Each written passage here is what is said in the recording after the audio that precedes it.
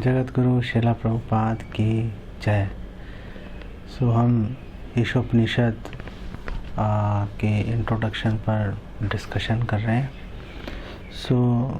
कृष्ण भगवत गीता 15:15 में कह रहे हैं, वेदेश्च सर्वैर अहमेव वेद्य वेदांत कृत वेदवित् एव चाहम। कि वेद्यों का जो लक्ष्य है मुझे जानना है और मैंने ही वेदांत को रचना की है और मैं ही वेदों का ज्ञाता हूँ। ये बात कि भगवान कृष्ण ही वेदों के लक्ष्य हैं, भगवान कृष्ण को ही जानना कर्तव्य है वेदों को पढ़ने से। तो अगर ऐसा ही है तो फिर ब्रह्मा जी कह रहे हैं ब्रह्म संहिता में, अद्वैतम अच्युतम अनादिम अनंत रूपम आद्यम पुराण पुरुषम नवयोवरम च वेदेषु दुर्लभम अदुर्लभम आत्म भक्तों गोविंदम आदि पुरुषम तम हम भजामि। कि भगवान को वेदों के द्वारा जानना बहुत मुश्किल है। भगवान दुर्लभ है, अदुर्लभम आत्म भक्तों, लेकिन भक्तों के भक्ति के माध्यम से भक्तों के संग के माध्यम से भगवान को जानना आसान हो जाता है। तो ये वेद क्या है? वेद बेसिकली वित्त धातु से आते हैं। वित्त का मतलब है जानना, ज्ञान। तो वेद पहले तो एक ही वेद था, फिर व्यास देव जी ने, और वो वेद जो है वो श्रुति सुनने के माध्यम से एक से आगे ओरल रिसेप्शन से ट्रांसफ़र हो रहे थे। लेकिन वेद व्यास जी ने देखा कि भैया लोगों का माइंड आउट हो रहा है, लोग आयु भी कम हो रही है और बुद्धि भी कम हो रही है और परेशान भी रहते हैं लोग। तो वेद व्यास जी ने वेदों को 4 हिस्सों में डिवाइड कर दिया, साम ऋग यजुर अथर्व।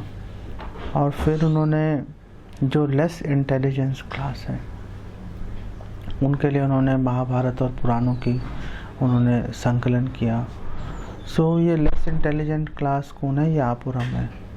कलो शूद्र संभवा, कलयुग में सभी शूद्र हैं बेसिकली। तो ऐसा नहीं सोच सकते कि वो शूद्र हमसे नीचे है, वो स्त्री हमसे नीचे है। हम सभी शूद्र हैं। इनफैक्ट एक बार श्रील प्रभुपाद के पास उनके कुछ फीमेल डिसाइपल्स गई थी। उन्होंने बोला, प्रभुपाद ये क्या स्त्रियां निकृष्ट होती हैं, उनकी जो ओहदा है, उनका जो पद है वो नीचे होता है क्या?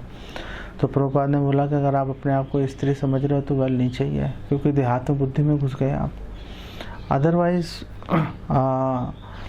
कलयुग में सभी लोग शूद्र हैं और उन सब के लिए सबको ध्यान में रख के वेद व्यास ने महाभारत और पुराणों की उन्होंने रचना की। तो ये जो वेद है, वेदों में क्या क्या शामिल है? 4 वेद आ गए, महाभारत आ गया, पुराण आ गए 18, और फिर उसमें वेदांत आ गया और उपनिषद आ गए। तो उपनिषद, बहुत सारे उपनिषद हैं, मुख्य रूप से 108 उपनिषद है। और जो उपनिषद हैं इनको वेदों का मस्तक कहा जाता है। और जैसे वेदों को समझना मुश्किल है, ऐसे ही उपनिषदों को भी समझना मुश्किल है। जो वेद है बेसिकली माता के समान है। माता बताएगी कि पिता कौन है। हम लोग अपने आप एक्सपेरिमेंट करके हम लोग नहीं जान सकते अपने पिता के बारे में। माता बता देगी, बात ख़त्म हो जाएगा। तो इससे क्या होता है? इससे टाइम सेव हो जाता है। अगर हम एक अथॉरिटी को फॉलो कर लेते हैं, मान लेते हैं, टाइम सेव हो जाता है। श्रील प्रभुपाद ने उदाहरण दिया कि जैसे गाय का गोबर है, मल है, छूने से नहाना पड़ेगा। शंख है, हड्डी है, उसको छूने से दूषित हो जाएंगे, नहाना पड़ेगा। लेकिन वेद कह रहे हैं कि गाय का गोबर जो है वो शुद्ध है, एंटीसेप्टिक क्वालिटीज़ होती हैं उसमें। तो हम उसको एक्सेप्ट कर लेते हैं। हालांकि श्रील प्रभुपाद ने बोला, कलकत्ता में एक साइंटिस्ट था काफ़ी फेमस, उसने रिसर्च कर ली काऊ डंग के ऊपर, गोबर के ऊपर, तो पता चल गया वो इसमें तो बहुत सारी एंटीसेप्टिक क्वालिटीज़ हैं। तो आप एक्सपेरिमेंट कर लो, पता चल जाएगा।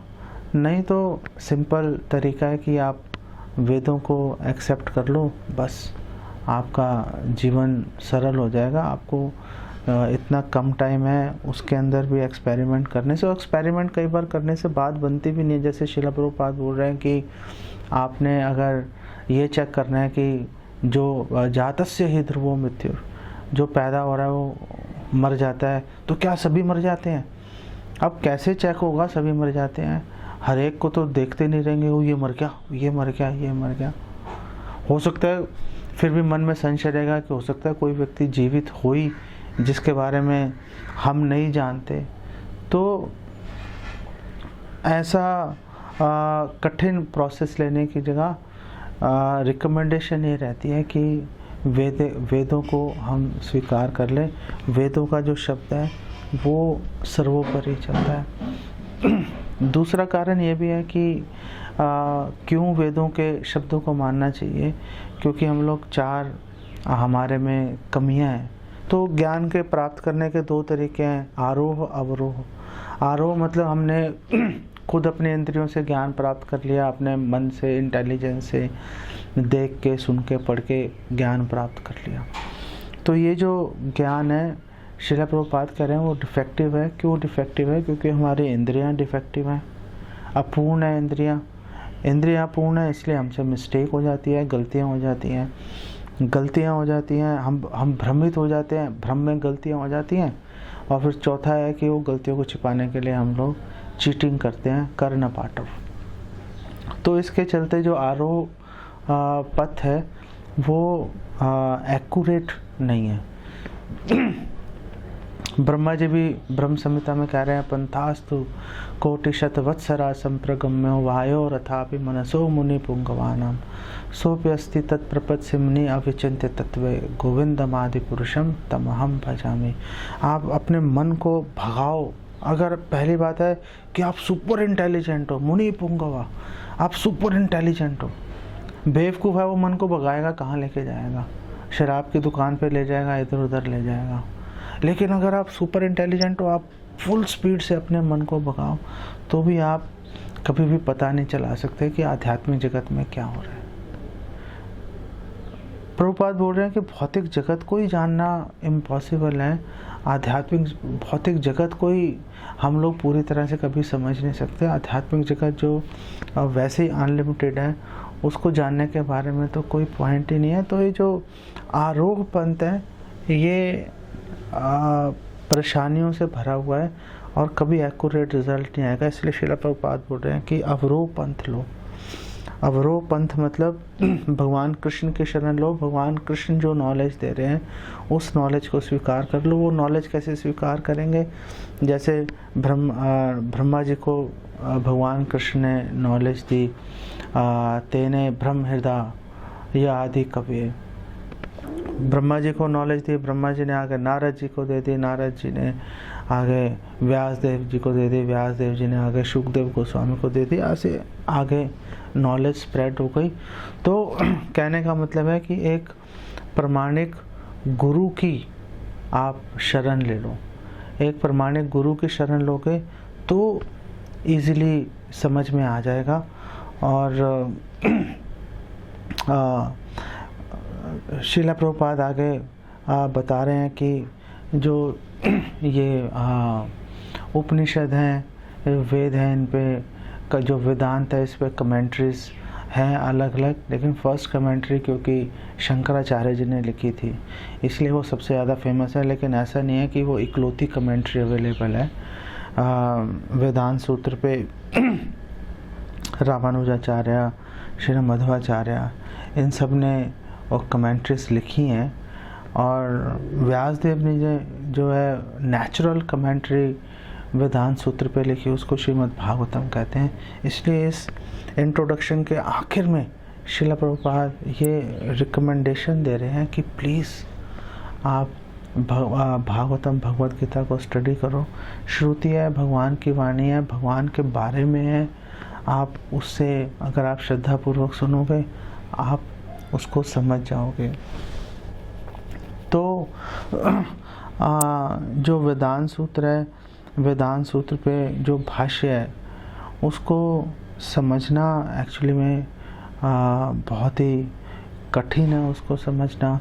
संस्कृत की नॉलेज चाहिए उसके लिए संस्कृत की नॉलेज आने के बाद भी उसके कई अर्थ निकलते हैं, इसलिए राइट कंक्लूजन पे, निष्कर्ष पे पहुंचना मुश्किल हो जाता है। लेकिन अगर हम किसी आचार्य की कमेंट्री पढ़ेंगे, किसी प्रमाणिक गुरु से सुन लेंगे, तो बात जो है बेसिकली आसान हो जाती है, उसको समझना आसान हो जाता है। हम लोगों की योग्यता नहीं है कि हम उपनिषद को पकड़ के समझ लें, लेकिन क्योंकि श्रील प्रभुपाद ने उस पर टीका दी है, क्योंकि हमारे आचार्यों ने जो प्रमाणिक संप्रदाय से उन्होंने टीका दी है, इसलिए हम उसको पढ़ लेंगे तो राइट कंक्लूजन पे हम लोग पहुंच जाएंगे। इसकी बहुत अधिक संभावना है। तो उपनिषद जो है, उपनिषद बेसिकली इसका जो अर्थ होता है उप प्लस निषद। तो उप का मतलब है पास में और निषदति का मतलब है कि लेके आना। तो उपनिषद का मतलब है वो नॉलेज, वो ज्ञान जो हमें भगवान के पास लेके जाएगा, और एक मतलब इसका ये भी है कि जो हमें मोक्ष की तरफ ले जाएगा। और मोक्ष पद, मुक्ति पद जो है वो भगवान कृष्ण का एक नाम है। तो एंड ऑफ द डे हम कुछ भी कंक्लूजन निकालें, वो घूम फिर के हमें भगवान कृष्ण के, नारायण के हमें चरणों में लेकर ही जाएगा। तो ये जो उपनिषद 108 है, इसमें एक उपनिषद जो है ईशु उपनिषद है। ईशु उपनिषद में 18 मंत्र हैं और एक इन्वोकेशन है, आवाहन है। तो कुल मिला के 19 जो है इसके अंदर मंत्र हैं, जिसकी हम स्टडी कर सकते हैं। और बहुत ही सूत्र रूप में बहुत बृहद ज्ञान इसमें दे रखा है, और एक स्टैंडर्ड प्रैक्टिस, एक स्टैंडर्ड प्रोसेस फॉलो कर रहे हैं उपनिषद के अंदर भी। उपनिषद में अगर आप देखेंगे तो पहले जो इन्वोकेशन प्लस जो शुरू के श्लोक हैं वो भगवान को ग्लोरीफाई कर रहे हैं, भगवान की महिमा का वर्णन कर रहे हैं। और जो आखिरी के 4 जो मंत्र हैं उसमें जो एक भक्त है वो भगवान से वरदान मांग रहे हैं। तो भगवान से क्या वरदान मांग रहा है, बहुत इंटरेस्टिंग है इसको जानना। तो एक ये स्टैंडर्ड प्रोसेस है जिसको यहाँ पर भी फॉलो किया जा रहा है। और अगर इस स्टैंडर्ड प्रोसेस को अगर हम लोग भी फॉलो करेंगे तो अवश्य हमें इसमें सिद्धि मिलेगी। लेकिन अगर हम लोग अपने मन से या हम लोग मायावादी भाषा सुन के इसको समझने की कोशिश करेंगे तो प्रॉब्लम आ जाएगी। श्री चैतन्य महाप्रभु ने पहले सार्वभौम भट्टाचार्य से पुरी के अंदर और बाद में काशी के अंदर वाराणसी में प्रकाशानंद सरस्वती, दोनों ही बेसिकली मायावादी भाष्य का अनुशीलन कर रहे थे, सीख रहे थे। दोनों को चैतन्य महाप्रभु ने ये समझाया कि आप इनडायरेक्ट मतलब मत लो वेदांत, वेद का, वेदांत का। आप जो डायरेक्ट मतलब है, जो कि भगवान कृष्ण को ही जानना है, ये मतलब लेके अगर आप चलोगे तो आप अवश्य ही राइट कंक्लूजन पे पहुंच जाओगे। और चैतन्य महाप्रभु ने बहुत सिंपल एग्जांपल लिए थे गाय के गोबर का और शंख का। इसी से चैतन्य महाप्रभु ने उनको कन्विंस कर दिया था, उनको पूरी तरह से आश्वस्त कर दिया था, समझा दिया था। तो हम लोग भी इसको समझ जाएंगे। श्रील प्रभुपाद ने बहुत ही प्रैक्टिकल, इजी लैंग्वेज में श्रील प्रभुपाद ने इस कठिन अगम्य ग्रंथ का उन्होंने टीका दिया है। अगर हम श्रद्धापूर्वक श्रील प्रभुपाद का धन्यवाद करते हुए पढ़ेंगे तो अवश्य ही हमें पूरा विश्वास है कि आप लोगों को प्रेरणा भी मिलेगी भक्ति में आगे बढ़ने की। इसको समझ के आप भगवान के और प्रिय भी बन जाओगे। जगत गुरु श्रील प्रभुपाद की